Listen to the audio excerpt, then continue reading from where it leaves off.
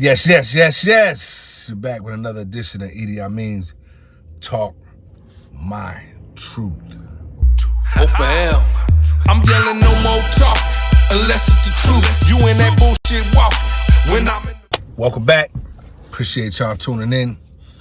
Listen, this one is going back, and I'm gonna discuss a topic that happened back in 2017 with the inauguration of Pac in the Rock and Roll Hall of Fame.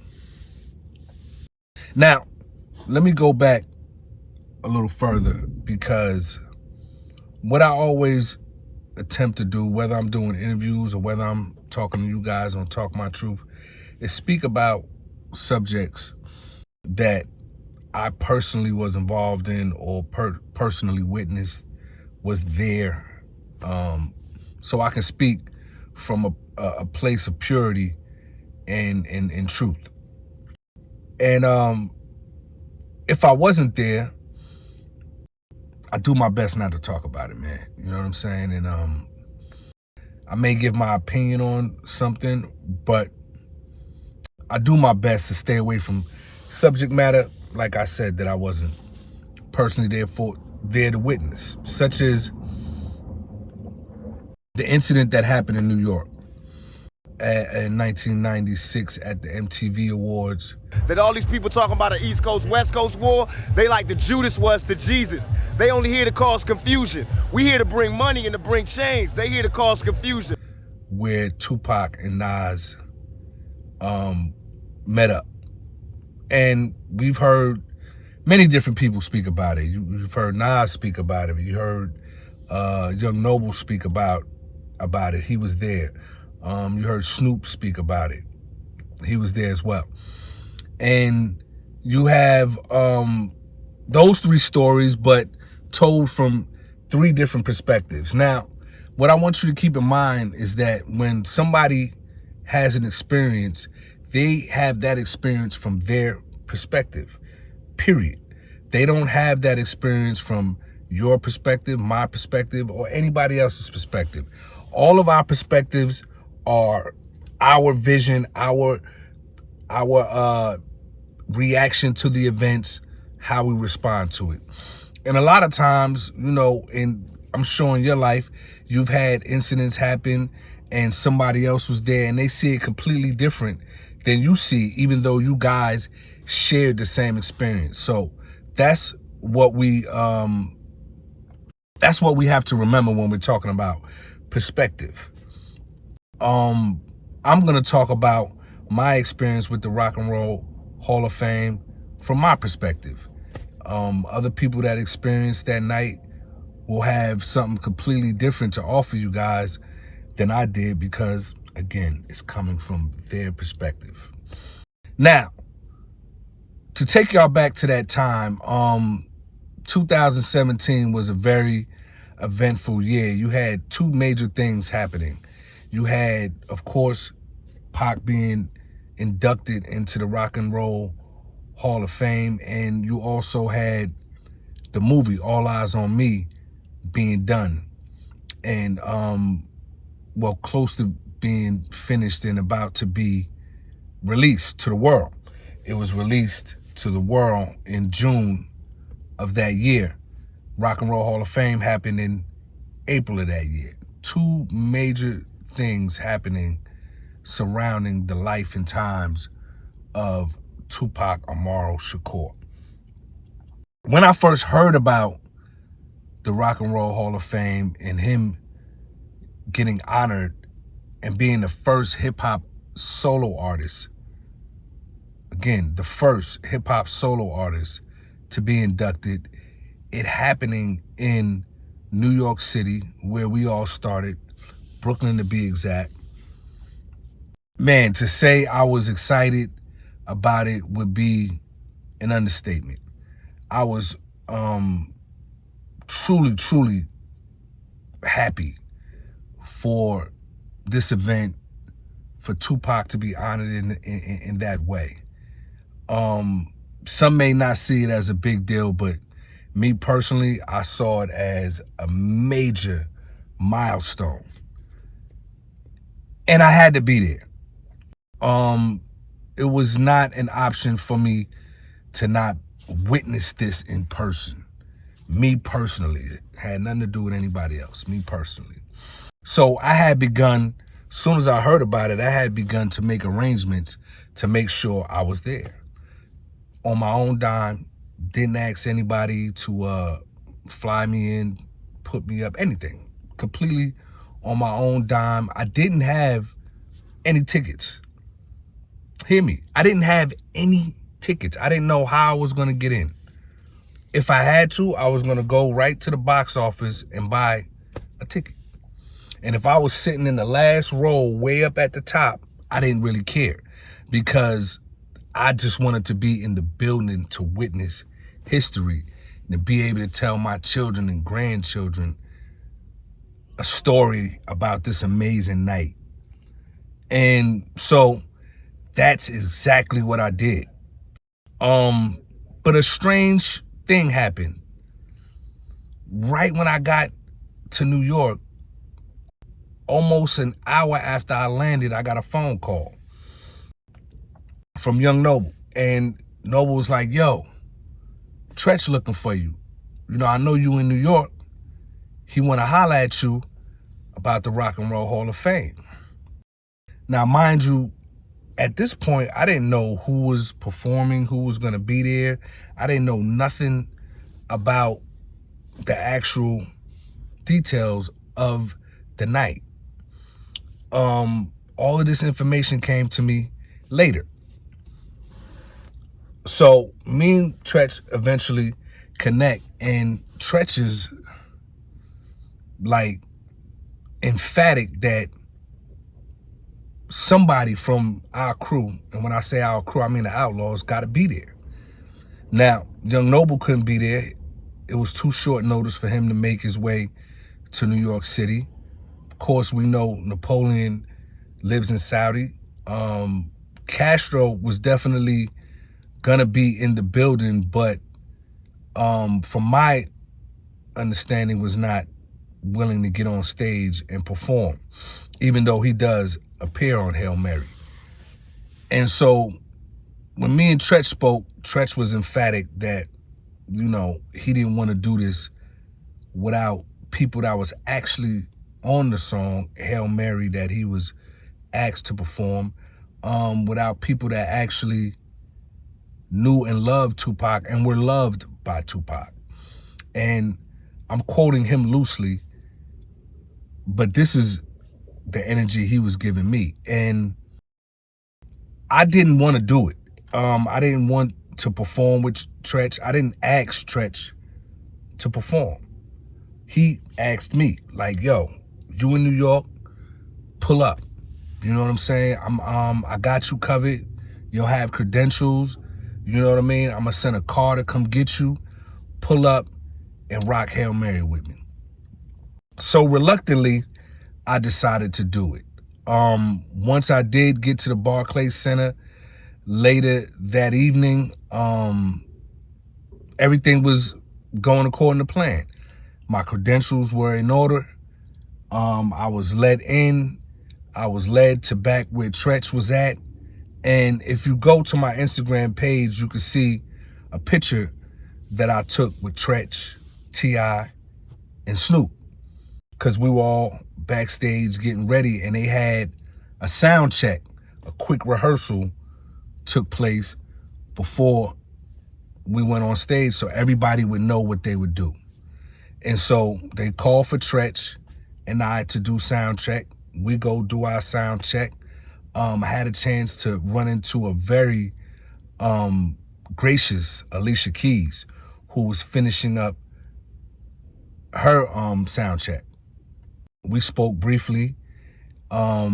She said she knew who I was and listened to Pac music, and I was, you know, completely honored to be honest with you that you know, and Alicia Keys would be familiar with who I was and the music that we created together along with Tupac. So fast forward, we get through the sound check. And now it's just really about chilling until it's showtime.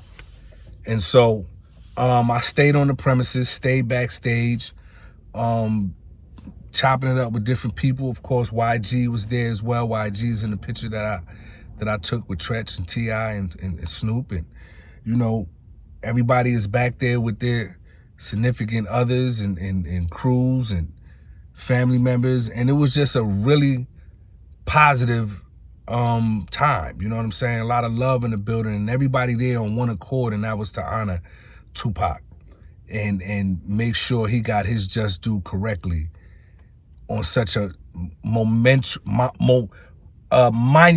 night. I can't explain enough how big it is for an artist to be inducted in the Rock and Roll Hall of Fame, and especially Pac being the first solo artist. So again, it was all positive, all love, and you know, everybody's ego was checked at the door because it wasn't necessarily about them, it was about Tupac.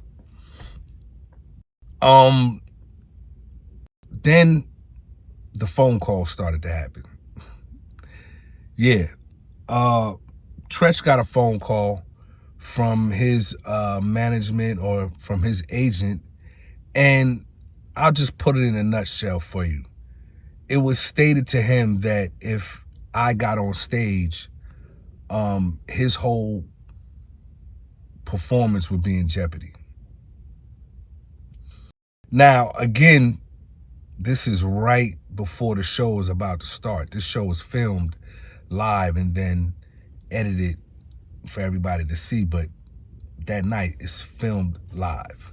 A lot of money being spent. A lot of moving parts going on to make this shit happen, you dig? So, to say the least, Tretch is hotter than a pistol. This nigga is upset and, quite frankly, angry, mad than fuck. He starts threatening to pull out, period. Like, yo, if E.D.I can't get on stage with me, I'm not doing the show. And I always have love for Tretch, man, because if we fast forward all the way back to the early 2000s, and I know some of y'all heard this story about when we was asked to come perform when MTV was honoring B.I.G. and Tupac, and they invited Puffy and Bad Boy and all of these other rappers, but didn't invite the Outlaws. And Tretch, again, being a stand-up guy, got on the phone and said, no, this can't happen without his. And so Tretch has always been solid in that regard. And I always, again, have love and respect for him because he did things when he didn't have to do that. He could have just kept it moving and been about himself and been about his career. And I'm sure some people probably told him to do that. You know what I mean? And Tretch stood on business. You feel me? In a real way. And he stood on business in 2017. And I had to make a decision because I could have let Tretch continue walking that dog, so to speak, and not perform. But again, this night wasn't about me. It wasn't about Tretch. It wasn't about none of the other people. This was about Tupac. So I said, nah, Tretch, don't do that. It's all good. I'm going to fall back. You know what I mean? I don't want this night to be in jeopardy because of my ego and my personal feelings. I don't know who made the phone call. Still to this day, I don't know who made the phone call, who felt like it was a bad idea for me to be on stage. But oddly enough, I didn't take it personal, and a lot of people wanted me to take it personal and felt like I should go to the media and make a big deal out of this. But again, I gotta emphasize that I was too busy being in a state of complete gratitude that not only was Tupac getting this honor, but somebody like Tretch reached out and wanted to make sure history wasn't, written and in a way that erases our contribution to the whole shit. And so at the end of the day, I still was there. I didn't have to buy a ticket and sit way up in the rafters. I watched the show pretty with a pretty good vantage view, and I enjoyed the night, man. And I got a chance to see a longtime friend of mine that I grew up with in Coney Island, Brooklyn. He was actually working at the Barclays Center. Didn't anticipate seeing him. That was wonderful. You know what I mean? To be able to see a longtime friend in the building. The whole night, again, was wonderful. Tretch did the best that he could. You know what I mean? If you look at the performance, he clearly was not completely ready to do Hail Mary. He even expressed to me like, yo, I don't know the words. Even in sound check, I had to, back him up pretty much every line because he knew some of the words. But again, this is somebody who's written hundreds of songs and got hundreds of raps in his head. And, everybody's trying to, remember these lyrics and do this right on a very short notice and very compressed time frame. So he did the best he could. Shout out to everybody that performed.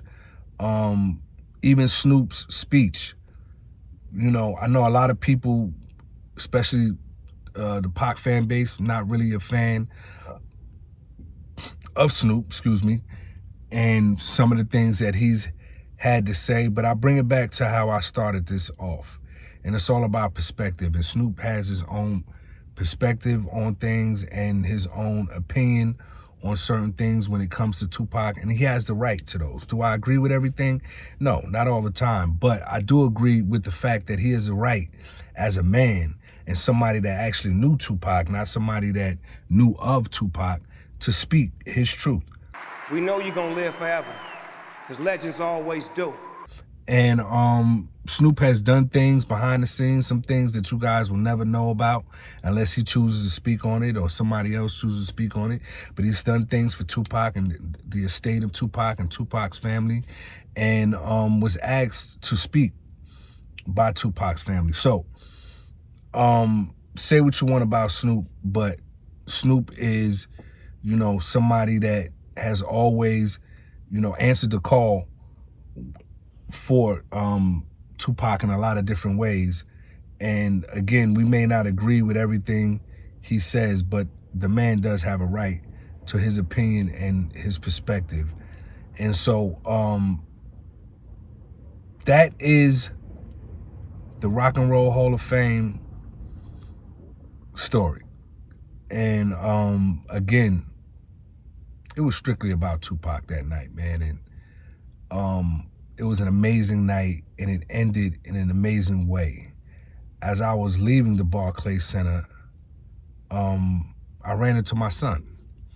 My son was in the building, my oldest son that I have with Tupac's sister, Setua. And we hugged, and, he said to me, he did it.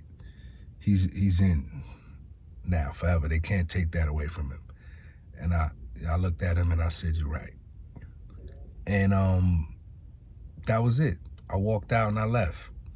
And then me and Tretch connected later on that night. We had an amazing time. He had a show in the Bronx. I went to the show in the Bronx. Man, I'm in the club in the Bronx and they playing Hit 'Em Up, and I'm getting love while Hit 'Em Up is playing. And then we went to a couple other parties, and I don't think I really slept that night, man. It was an amazing night. And we celebrated for the dawn. All right, y'all, man, that's another edition of E.D.I. Mean's Talk My Truth. I appreciate your time. I'm gone. Let's get it. Let me talk my truth. You just want the facts. I'ma talk my truth. We got that real, the real. Let me talk my truth. We gon' keep it a bill. I got to talk my